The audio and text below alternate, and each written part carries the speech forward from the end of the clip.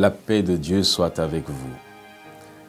Solomon Benjamin Shaw, dans son ouvrage Touching Incidents and Remarkable Answers to Prayer, évoque la vie de Beate Paulus, l'épouse d'un serviteur de Dieu allemand. La famille vivait en bordure de la forêt noire. Nous avons retenu deux faits majeurs qui illustrent la puissance d'une foi vivante et la providence d'un Dieu qui entend les prières. Malgré une santé médiocre, Beate priait et travaillait durement pour ses enfants et 5 de ses garçons étaient à l'école. Un jour, peu avant la moisson de blé, une tempête de grêle menaçait de détruire leurs champs. Beate s'écria « Oh Dieu, que va devenir mon blé? Cher Père Céleste, que fais-tu? Tu sais que je ne peux pas payer la pension de mes enfants à l'école si je n'ai pas le produit de ces champs. Ne laisse pas la grêle ruiner mes espoirs. » À peine ces mots sortaient-ils de ses lèvres qu'elle entendit une voix qui murmurait à ses oreilles. « Mon bras est-il trop court pour qu'il ne puisse t'aider ?» Maman Beate supplia Dieu de lui pardonner son manque de foi. Et la tempête était passée. Elle avait pris une autre direction dans la vallée voisine. Et bien plus tard, tout le village était émerveillé, déclarant haut et fort que Dieu avait fait un miracle pour épargner Beate. Une autre fois, elle se trouva dans l'incapacité de payer la scolarité de ses enfants. Comme si cela ne suffisait pas, son mari rejetait sur elle la responsabilité de cette situation. Néanmoins, elle proclamait avec une confiance invariable que le Seigneur allait bientôt intervenir et les libérer. Son mari n'y croyait pas du tout. Un jour, ils reçoivent des avis d'exclusion de leurs garçons si leur pension n'était pas payée. Le père lut ces lettres, les jeta sur la table devant la femme et s'écria « Tiens, paie donc tes dettes avec ta foi. Moi, je n'ai pas d'argent et je sais où en trouver. » Se saisissant des lettres, Beate les lut avec un visage grave.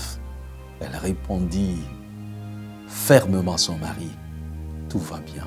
La cause est entendue, car celui qui a dit que l'or et l'argent m'appartiennent va trouver facilement une solution pour nous. » Après avoir dit cela, elle sortit hâtivement de la pièce.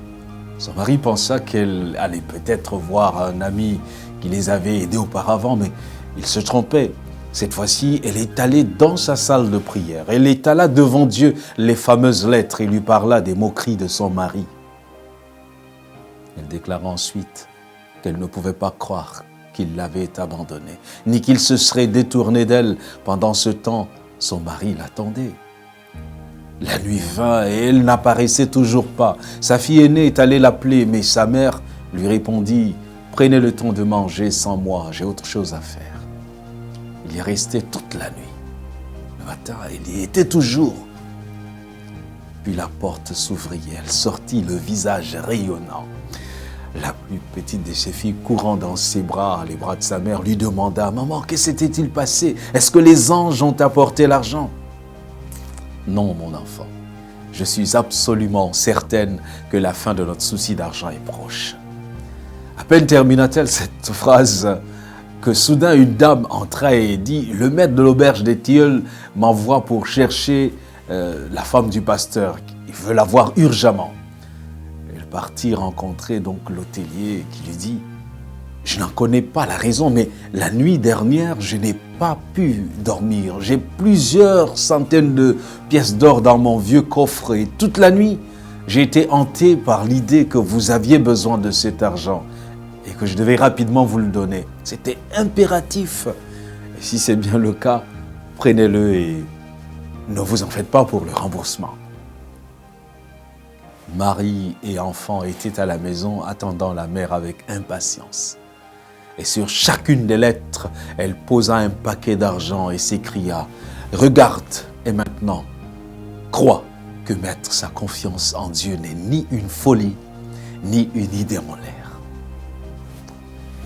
Philippiens 4, versets 6 à 7 dit « Ne vous inquiétez de rien, mais en toute chose faites connaître vos besoins à Dieu par des prières et des supplications avec des actions de grâce.